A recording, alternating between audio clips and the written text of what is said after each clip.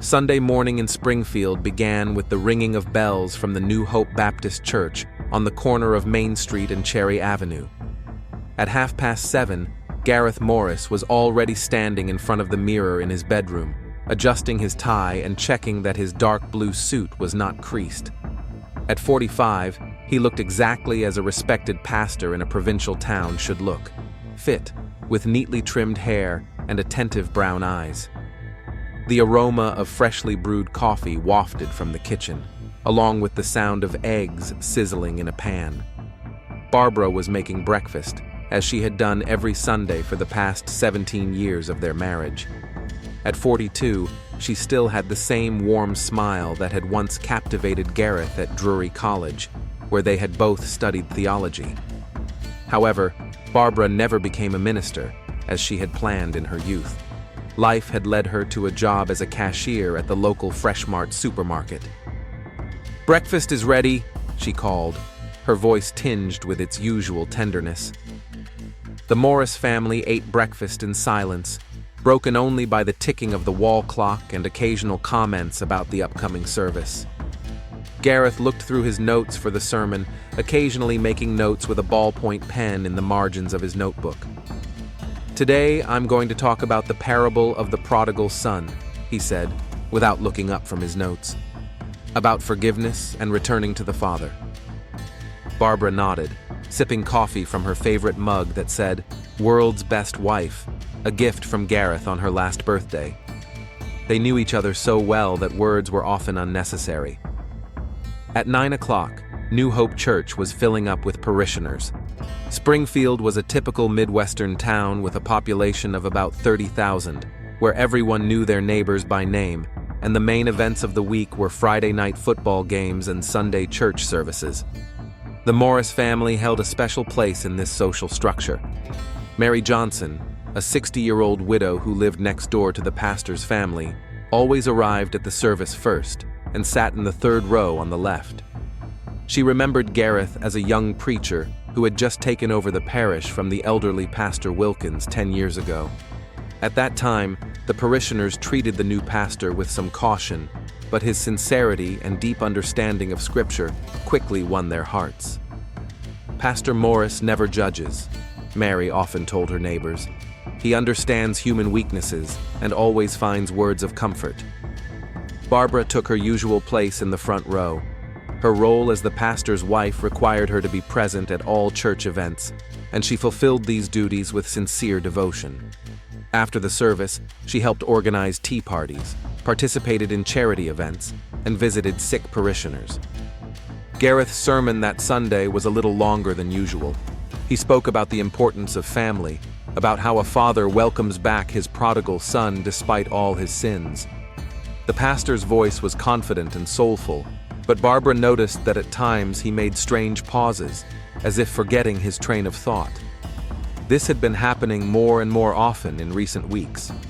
After the service, the parishioners traditionally gathered in the church hall for coffee and homemade baked goods. Gareth stood at the entrance, shaking hands with people and listening to their problems. Farmer Tom Anderson complained about the drought threatening his corn crop. Young mother Ann Taylor asked for prayers for her sick child. Elderly Mr. Harris reported the death of his neighbor. "The pastor always finds time to listen," one parishioner whispered to another. "A true servant of God." But Barbara noticed that Gareth responded mechanically, his gaze distant. When young Susan Miller thanked him for helping to organize her daughter's wedding last week, Gareth looked at her blankly for a few seconds, as if he couldn't remember what she was talking about. At home, over Sunday lunch, Barbara decided to delicately bring up the subject that had been bothering her for the last few days. "Honey, you seem tired lately," she began, cutting up the roast chicken. "Maybe you should take a vacation." Gareth looked up at her, and a shadow of irritation flashed in his eyes. "Servants of God don't take vacations," he replied in a tone that seemed unusually sharp to Barbara. "I'm fine." He returned to his meal, but Barbara noticed how tightly he was gripping his fork. An awkward silence hung in the room. That evening, when Gareth went to his study to prepare for tomorrow's meeting with the church council, Barbara called Mary Johnson. They often shared their daily concerns with each other. "Mary, have you noticed anything strange about Gareth's behavior?" Barbara asked, lowering her voice. "Strange? No, what do you mean?" The elderly woman's voice sounded genuinely surprised. I don't know. He seems more withdrawn. Sometimes he says things that confuse me." Mary was silent for a long time. "Barbara, dear, we all go through difficult periods. Perhaps he is under pressure from his responsibilities. Being a pastor is not an easy burden." After the conversation, Barbara did not feel relieved. She stood at the kitchen window, looking out at the quiet street in Springfield, where the evening lights were beginning to illuminate the neat lawns and white picket fences. Everything looked so peaceful and familiar, but something had changed in their home, something subtle and indefinable. Gareth's monotonous voice came from his study. He was reading a prayer, but the words sounded strangely intense, almost feverish. Monday evening at the Morris house began with the usual ritual. Gareth sat in his study, surrounded by stacks of theological books, preparing for his midweek sermon. Barbara brought him tea and noticed that on the table were not only the familiar volumes of Bible commentaries, but also several new books with dark covers. Demonology in a Christian Context, Spiritual Warfare, A Practical Guide, she read the titles. "Gareth, why do you need such literature?" Gareth looked up from the notebook in which he was writing down quotes. His eyes burned with some kind of inner fire. "Barbara, we live in times of spiritual warfare," he said seriously. "The devil never sleeps. He uses every opportunity to penetrate the souls of believers. A pastor must be ready for battle." Barbara sat down cautiously on the edge of the chair opposite her husband. In 17 years of marriage, she had grown accustomed to his theological explorations, but this intensity was new. "But doesn't our church teach that Christ has already defeated evil?" she gently objected. "He has, but the battle continues," Gareth said, flipping through the pages of one of the books. "Listen, the devil prowls around like a roaring lion, seeking someone to devour. That's from the first epistle of Peter. We must be on our guard." The conversation was interrupted by a phone call. It was Ann Taylor, the young mother who had asked for prayers for her sick child. Her son had been hospitalized with pneumonia. After the call, Gareth sat silently for a long time, then suddenly stood up abruptly. "See, the devil attacks the most innocent, children, families. We must pray harder." Barbara felt a slight anxiety, but tried to hide it. Her husband was worried about his parishioners. Wasn't that normal for a pastor? The next day, Tuesday, Barbara returned from work at Freshmart, tired and upset. Store manager Dave Higgins was again hinting at layoffs due to competition from a new supermarket on the outskirts of town. The cashier's salary was modest, but for the Morris family, that money mattered. Gareth was waiting for her at home with a grim expression on his face. "We need to talk," he said, pointing to the kitchen table where the bills were laid out.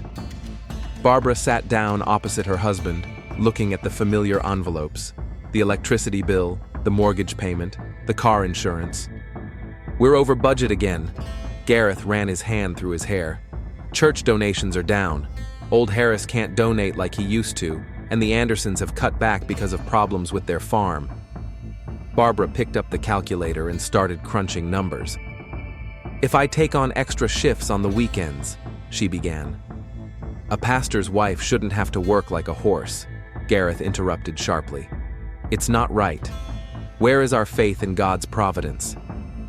"God's providence won't pay the electricity bill," Barbara replied quietly, surprised at her own words.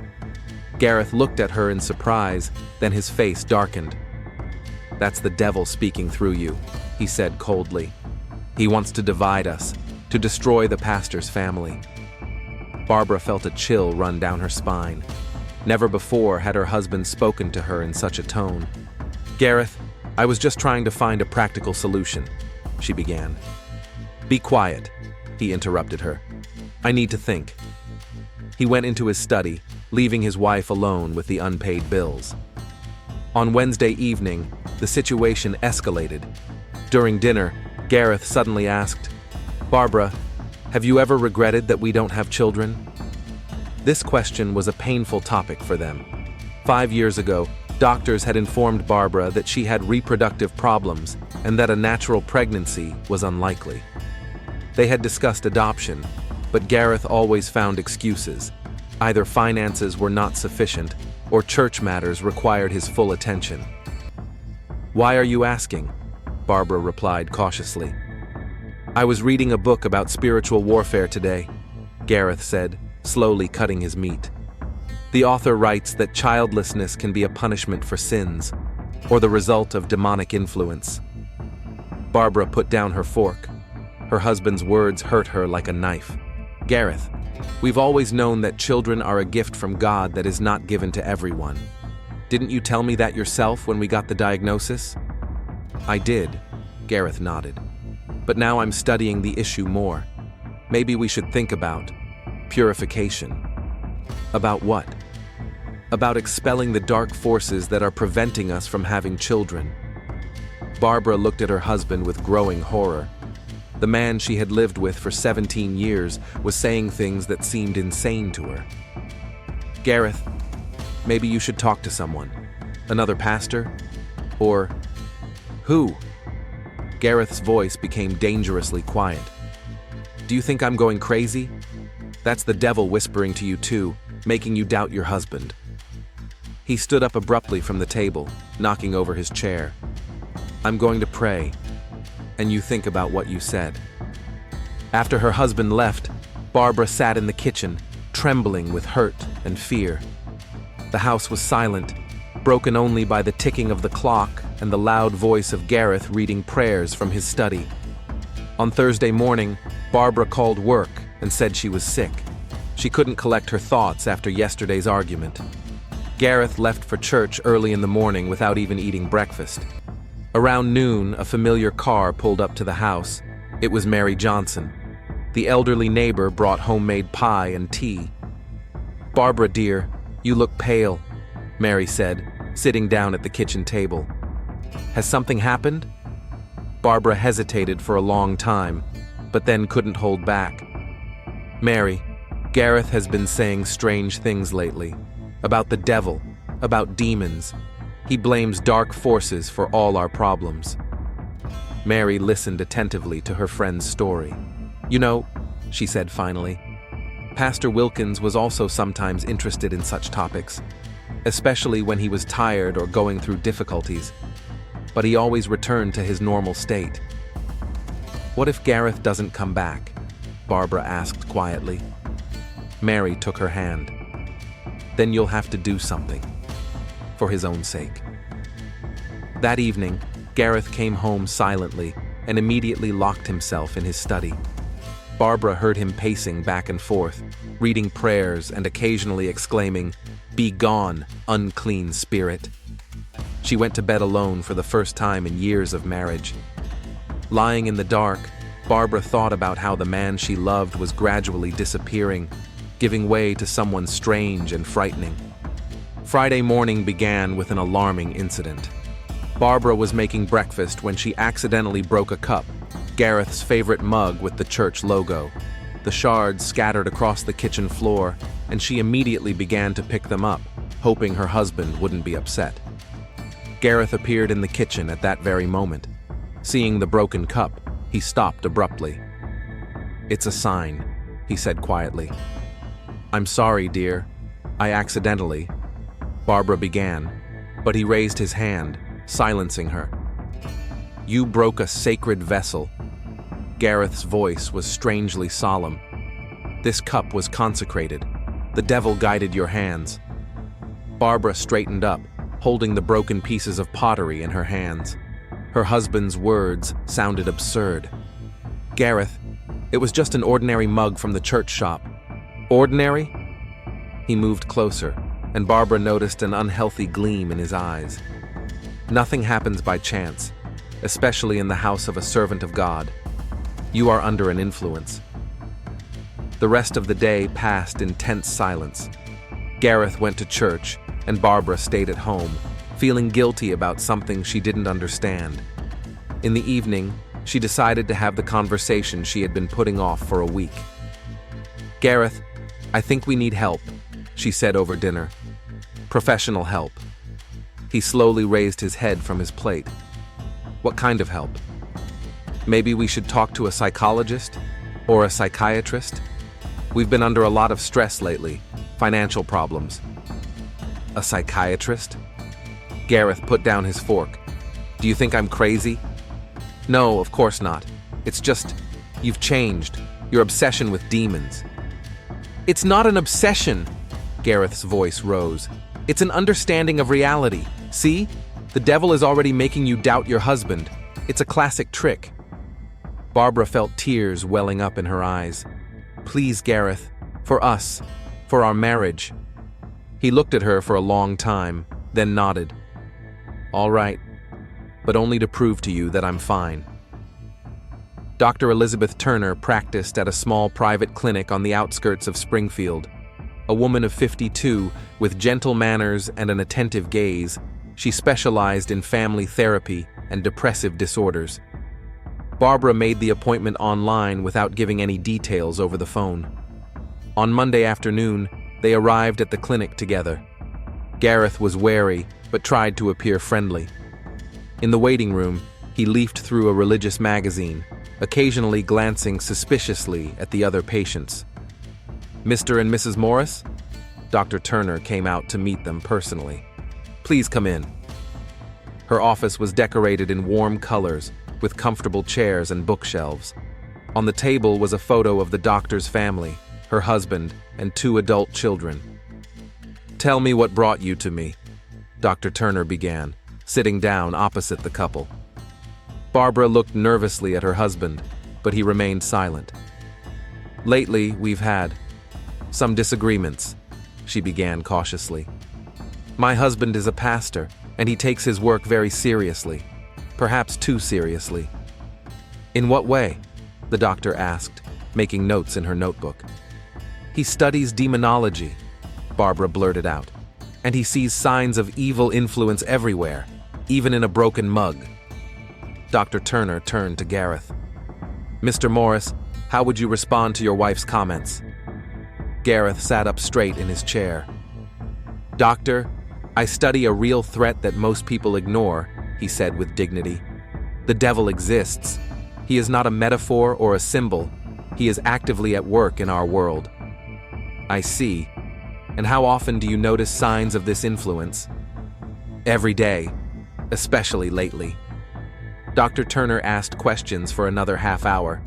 She was interested in Gareth's sleep, his appetite, his ability to concentrate. Gareth answered cautiously, but honestly. "Yes, he sleeps little. Yes, he sometimes lost his train of thought. No, he didn't have hallucinations." "I'd like to prescribe a course of mild sedatives," the doctor said at the end of the appointment. "And I recommend regular appointments." "Sedatives?" Gareth was alarmed. "Do you think the problem is with me?" "I think you're going through a period of intense stress. It's affecting your perception of reality." After leaving the clinic, Gareth was silent all the way home. He crumpled up Dr. Turner's prescription and threw it in the trash. "She doesn't understand," he finally said. "Medicine is powerless against spiritual problems." From that day on, Gareth's attitude toward those around him changed dramatically. At Sunday service, he preached about false prophets and deceivers who pretend to be healers. Some of the congregation exchanged puzzled glances. After the service, Mary Johnson approached Barbara. "Dear, is everything all right with the pastor? He was very emotional." "He's just tired," Barbara lied. But Mary wasn't the only one who noticed the change. Tom Anderson, the chairman of the church council, also expressed concern. "Barbara, maybe the pastor should take a vacation. He seems overwhelmed." At home, Gareth increasingly locked himself in his study, reading prayers and studying books on demonology. He ordered several more publications online, including a modern translation of the medieval treatise Malleus Maleficarum. Barbara felt increasingly isolated. Friends from church began to call less often. Gareth stopped attending social events, and without him, her presence seemed out of place. At work at Freshmart, her colleagues noticed her depressed state, but she didn't dare share her problems with anyone. The turning point came on Thursday evening. Barbara was preparing dinner when she dropped a knife. The metal clanged on the tile floor, and she bent down to pick it up. "Stop!" Gareth's sharp cry made her freeze. He stood in the kitchen doorway, looking at her with horror. "What?" Barbara straightened up, holding the knife in her hand. "You stood over that knife like a witch over a ritual dagger." Gareth's voice trembled. "And your eyes, there was something in them." "What was in them?" "Malice. Something inhuman." Barbara felt a chill run down her spine. "Gareth, I just picked up the knife I dropped." "No," he shook his head. "It was something else. The devil is showing itself more and more through you." He turned and left, leaving Barbara alone in the kitchen. She stood with the knife in her trembling hands, realizing that her husband was beginning to see her as an enemy. That night, Barbara made a decision. She waited until Gareth fell asleep, then quietly went to the living room and picked up the phone. Dr. Turner's number was written in her notebook. "Doctor, this is Barbara Morris," she whispered into the receiver. "My husband is getting worse. He sees signs of obsession in me." Dr. Turner listened to her carefully. "Mrs. Morris, your husband needs serious help. He may need to be hospitalized. Without treatment, his condition could become dangerous." Dangerous? People with such beliefs sometimes take radical action to drive out evil. After the conversation, Barbara couldn't sleep for a long time. Lying in bed next to her husband, she thought about their 17 years together, about the man she had once loved. Gareth slept restlessly, muttering prayers in his sleep. The next day, Friday, Barbara decided to have one last conversation. She prepared a dinner of Gareth's favorite dishes: roast chicken, mashed potatoes, and green beans. She lit candles on the table and placed a vase of flowers from her own garden. "How beautiful," said Gareth as he entered the dining room. "Is this a special occasion?" "I want to talk to you," Barbara said, sitting down across from her husband. "About us. About our marriage." Gareth looked at her warily. "Gareth, I love you," she began. "We've been a team for 17 years. We've been through hard times together. But now you're pulling away from me." "I'm not distancing myself." "You are. You see me as the enemy. You accuse me of having a connection with the devil. That's not love, Gareth." He silently carved the chicken. "I suggest we start over," Barbara continued. "Go on vacation. Just the two of us. No books about demons, no spiritual battles. Just a husband and wife trying to rebuild their relationship." Gareth looked up at her. There was something familiar in his eyes, a warmth she remembered from the early days of their relationship. "Barbara," he began, but then his face closed again. "No, I can't leave my flock. This is a particularly dangerous time." "Dangerous for whom?" "For all of us. The devil is preparing a decisive blow." Barbara felt her last hopes crumble. "So you're choosing your obsession over your family?" Gareth stood up abruptly, knocking over his chair. "It's not an obsession. It's a calling. And if you don't understand that, then the dark forces have completely taken hold of you." He ran out of the dining room, slamming the door behind him. Barbara was left alone among the festive table setting, realizing that the man she loved was gone forever. Saturday, October 15th, 11:47 p.m. Barbara Morris was lying in bed, trying to fall asleep, when she heard strange noises coming from the living room. Gareth was reading prayers, but his voice sounded unusual, loud, almost hysterical.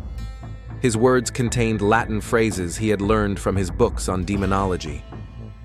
"Exorcismus te, omnis immundus spiritus," came from behind the wall. Barbara got out of bed and threw on her robe. In the weeks since their last conversation, Gareth had hardly spoken to her, spending his days at church and his evenings in his study. She had seen him preparing for something, laying out strange objects on the table, a cross, a Bible, a bottle of holy water he had brought from the church. The living room door was ajar. Barbara peeked inside and saw her husband standing in the middle of the room. The furniture had been moved against the walls, and a large cross had been drawn on the floor with chalk. Gareth was holding an open Bible in his hands and reading prayers continuously. "Gareth?" she called softly. He turned abruptly. His face was pale, his eyes feverishly shining. "Barbara, come here." His voice sounded strangely calm. "The time has come." "The time for what?" "Liberation. I can no longer watch the devil torment your soul." Barbara felt uneasy, but crossed the threshold of the living room. "Gareth, it's almost midnight. Let's talk in the morning." "No!" He raised his hand sharply. "The devil is most active at midnight. We must act now." He pointed to the chalk-drawn cross. "Stand there, in the center." "Why?" "I will perform an exorcism. I will free you from the demon." Barbara backed toward the door. "Gareth, you're scaring me. I'm not possessed." "Lies!" he shouted. "That's what the demon says. It doesn't want to leave your body." Gareth took a step toward his wife. A rope appeared in his hand, an ordinary clothesline from the basement. "I have to tie you up, otherwise the demon will make you run away." "Gareth, don't come any closer." Barbara backed toward the exit, but her husband was faster. He grabbed her wrist and dragged her to the center of the room. "Don't resist. Resistance is the demon." "Let me go." Barbara tried to break free, but Gareth was stronger. He roughly sat her down on the floor in the center of the chalk figure and began to tie her hands behind her back. The rope dug into her skin. "Gareth, please stop," she begged, tears in her eyes. "The demon is crying," he muttered. "Good. So the ritual is working." Gareth took the Bible and began to read aloud. "And I saw another mighty angel coming down from heaven, clothed with a cloud, and a rainbow was upon his head, and his face was as the sun." "Gareth, I'm your wife!" Barbara screamed. "I'm Barbara! I love you!" "Be silent, unclean spirit!" He sprayed her with holy water. "Don't you dare use my wife's voice!" The ritual continued. Gareth walked around the bound Barbara, reading prayers and pausing periodically to recite incantations in Latin. From time to time, he sprinkled her with holy water or touched her forehead with a cross. "Begone! Begone from this body!" he shouted louder and louder. Barbara tried to free herself from the ropes, but the knots were too tight. Her wrists were bleeding. "Look!" Gareth pointed to the blood. "The demon is trying to leave the body through the blood. The ritual is working." He grabbed a heavy bronze statuette from the shelf, a gift from parishioners on the anniversary of his ministry. "The last step," he whispered. "Exorcism through consecrated metal." "Gareth, no!" Barbara realized what he was about to do. "Forgive me, my dear." Something human flashed in his eyes for a moment. "But this is the only way to save your soul." The statuette crashed down on Barbara's head. The blow was strong, precisely calculated. The woman lost consciousness instantly. But Gareth did not stop. Demonology taught that the devil clings to life until the very end. "Begone! Begone!" He continued to strike. The screams and noise woke the neighbors. Mary Johnson lived in the house to the right of the Morrises. At first, she tried to ignore the noise, but the sounds grew louder and more frightening. At 12:23 a.m., she couldn't take it anymore and dialed 911. 911, what's going on? "This is Mary Johnson, 342 Birch Street, my neighbor. Something terrible is happening there. Screams, loud noises. I think someone is hurt. We're sending a unit." 8 minutes later, 2 police cars pulled up to the Morrises' house. Patrol officers Tommy Ryan and Kevin McDonald were the first to enter the house. The front door was unlocked. In the living room, they found Gareth kneeling next to his wife's body. He was still holding the blood-stained figurine and muttering prayers. "Sir, "Put that down and raise your hands," Officer Ryan commanded, drawing his service weapon. Gareth looked up. His face was splattered with blood. "I set her free," he said with a smile. "The demon is gone. Barbara is saved." Officer McDonald checked Barbara's pulse. There was none. "No medical assistance needed," he said quietly to his partner. Gareth was handcuffed and led to the car. He did not resist, continuing to mutter prayers of thanks. Detective James Clark arrived at the scene of the crime. A 38-year-old investigator with 15 years of experience, he had seen a lot, but this scene shocked him. Chalk on the floor, overturned furniture, a Bible, holy water, everything pointed to a ritualistic murder. "What do we have?" Clark asked Officer Ryan. "The suspect is Gareth Morris, 45, a local pastor. The victim is his wife, Barbara, 42. A neighbor called the police because of the noise. The suspect does not deny the crime and says he was exorcising the devil." Detective Clark examined the crime scene. There was blood on the floor, the victim's hands were tied with rope, and the murder weapon was a bronze statuette with church symbols. "Are there any witnesses?" "The neighbor who called the police, Mary Johnson." Clark went to Mary's house. An elderly woman was sitting on the porch, wrapped in a blanket. Her face was pale with shock. "Mrs. Johnson? Detective Clark, Springfield Police. Can you tell us what you heard?" "It was awful." Mary's voice trembled. "Screaming, banging. I've known Gareth and Barbara for years. They seemed such a good couple." "When did the noise start?" "Around 11:30. At first I heard Gareth reciting prayers, very loudly. Then Barbara started screaming." "What exactly was she screaming?" "She was begging him to stop. She said she was his wife, and he was screaming something about the devil." Mary began to cry. "I should have intervened sooner. Barbara recently told me that Gareth was acting strangely, but I thought it was just fatigue." The detective recorded the statement and returned to the crime scene. A team of forensic scientists and a medical examiner arrived. Dr. Susan Harris, the county's medical examiner, examined the body. "Preliminary findings indicate multiple blunt force trauma to the head," she told Clark. "At least 7 or 8 blows. The first blow could have caused loss of consciousness. The rest led to death." "Time of death?" "Around midnight, give or take half an hour." Clark studied the scene. The moved furniture, the chalk cross on the floor, the religious paraphernalia, everything pointed to a premeditated act. "This wasn't a spontaneous killing," he told crime scene investigator Dave Collins. "He was prepared for this." By 2 o'clock in the morning, a crowd of neighbors had gathered outside the Morrises' house. News of Barbara's death and the pastor's arrest had quickly spread throughout the small town of Springfield.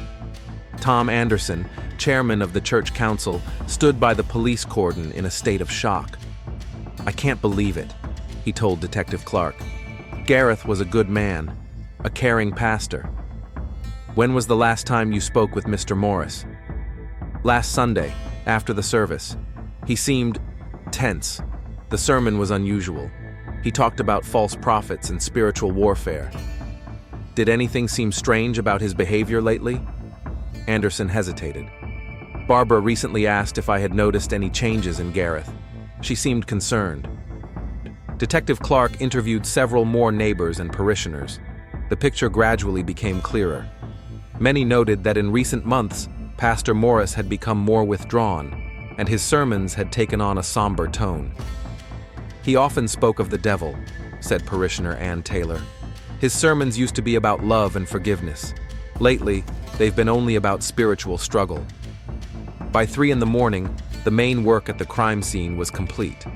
Barbara's body was sent to the morgue for an autopsy, and physical evidence was collected for analysis. Detective Clark got in his car and drove to the station, where the prime suspect was waiting for him. It remained to be seen what exactly had driven the respected pastor to murder his own wife. The case promised to be difficult. The motive seemed obvious: mental illness, religious mania. But Clark knew that behind every crime, there was a complex chain of circumstances that had to be carefully reconstructed. Sergeant Bill Harrison met him at the station. The suspect is in the cell. He keeps talking about the devil and exorcism. He has requested a lawyer, but also insists that he is ready to testify. Anything else? Dr. Turner, a psychiatrist from the local clinic, called. She says she recently consulted with the Morrises. She wants to testify. Clark nodded. The picture was gradually coming together, but many questions remained unanswered. On the morning of Sunday, October 16th, a few hours after the murder, Detective Clark entered the holding cell where Gareth Morris was being held. The suspect was sitting on a narrow cot, with his hands folded in a prayerful gesture. His lips moved silently as he recited psalms from memory. Clark sat down opposite him on the only chair in the cell. Gareth raised his head. The traces of blood had been washed from his face, but his gaze remained detached, almost enlightened.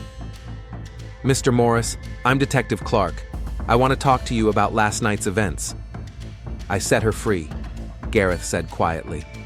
"Barbara is now free from her torment." Clark turned on the tape recorder.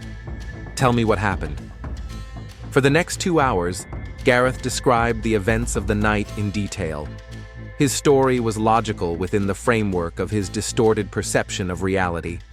He explained how he had studied demonology, how he had noticed signs of possession in his wife, how he had prepared for the exorcism ritual.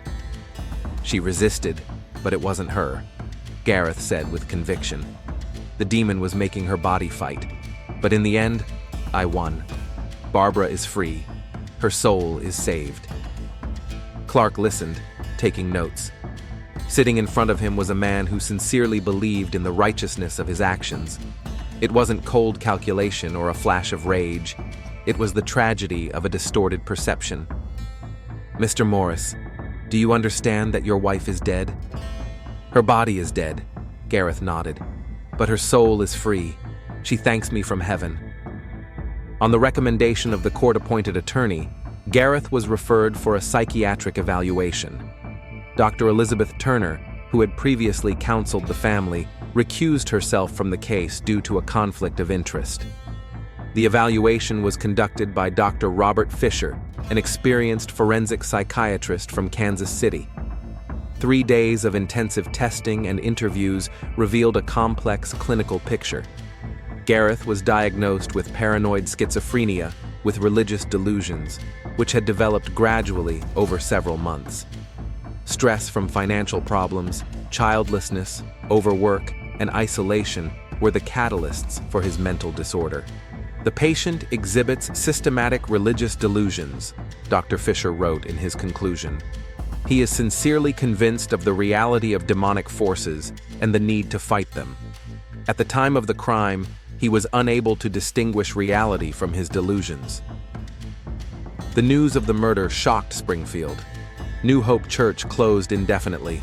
Parishioners gathered in each other's homes, trying to make sense of what had happened. Many felt guilty for not noticing the seriousness of the pastor's problems. Mary Johnson, a neighbor of the Morris family, couldn't forgive herself for not intervening sooner. She moved in with her daughter in a neighboring town, unable to bear the constant reminders of the tragedy.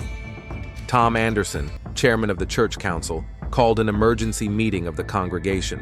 They had to decide the fate of the community and find a new pastor. "Gareth was a sick man," he told the gathering. "We couldn't help him. This is a lesson for all of us." The trial began in January of the following year. District Attorney David Collins insisted on a first-degree murder charge, despite the psychiatrist's conclusion.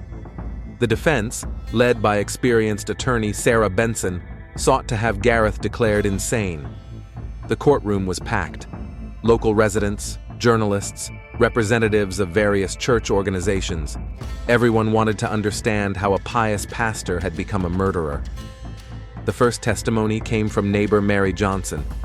The elderly woman struggled to hold back tears as she recounted the last months of the Morris family's life. "Barbara asked for help," she said, "but I didn't realize how serious it was." Dr. Turner recounted the couple's only visit to her clinic. She described Gareth's condition, his conviction that demonic forces were real, and his refusal of medical help. "I warned Mrs. Morris about the possible danger," the psychiatrist testified. "Unfortunately, she did not have time to take protective measures." One after another, church members spoke about changes in the pastor's behavior.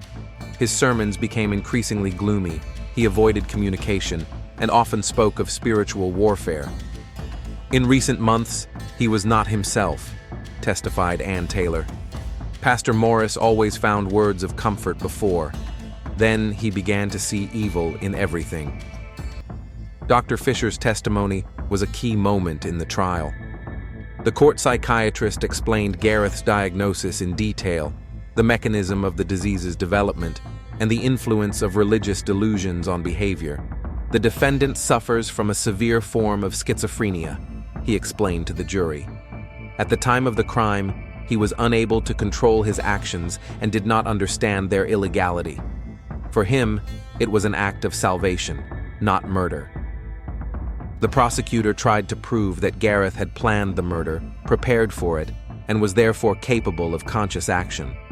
He pointed to the rearranged furniture, the prepared props, and the timing. "This was not a spontaneous act of insanity," Collins argued. "It was a premeditated murder disguised as a religious ritual." The defense objected, explaining that planning within the context of delusional thinking is not proof of sanity. Gareth acted logically within the context of his distorted beliefs, but that logic was a product of his illness. Gareth himself appeared calm, almost detached at the trial. He refused to testify on the advice of his lawyer, but asked to submit a written statement to the court. "I do not regret what I have done," he wrote. "I saved the soul of the woman I loved. God knows the truth." The trial lasted 3 weeks. The jury, made up of county residents, had to decide the complex question of the sanity of a religious man who sincerely believed in the reality of demons. The verdict was delivered at the end of January. The jury found Gareth Morris guilty of murder, but found him not criminally responsible. Instead of prison, he was sentenced to compulsory treatment in a maximum security psychiatric hospital without the right to release until he was fully recovered. Judge Margaret Hall, who handed down the sentence, noted the tragedy of the situation. "This case shows the importance of early detection of mental illness," she said. "Perhaps timely medical care could have prevented this tragedy." Gareth was taken to a state psychiatric hospital 200 miles from Springfield. His attending physician, Dr. Michael Stone, began intensive treatment with antipsychotic drugs. Gradually, under the influence of the medication, the delusions began to recede.